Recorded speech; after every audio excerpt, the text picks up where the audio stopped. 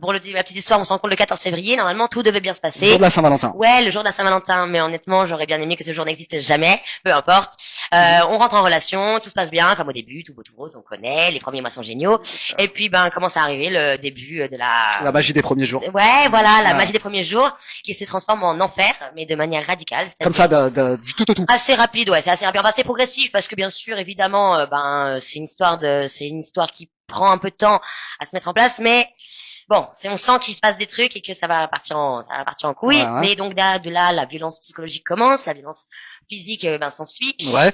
totalement. Et en fait, ce qui se passe, c'est que à un moment donné, je deviens l'ombre de moi-même. Donc je ne suis plus D'accord, ouais, moi-même. c'est comme ça arrive souvent avec beaucoup de monde, ouais. Exactement. Je ne sors plus de chez moi. Je suis marbrée, la tête aux pieds tout le temps, donc je peux pas sortir de chez moi.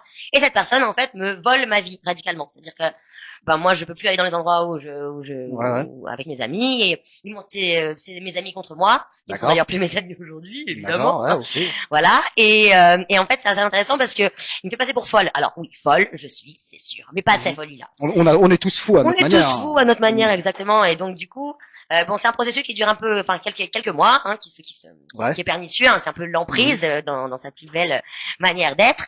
Mais en fait, pendant toutes ces années, le type en fait m'explique à quel point il pense que je suis libertine. Donc, libertine. Oui.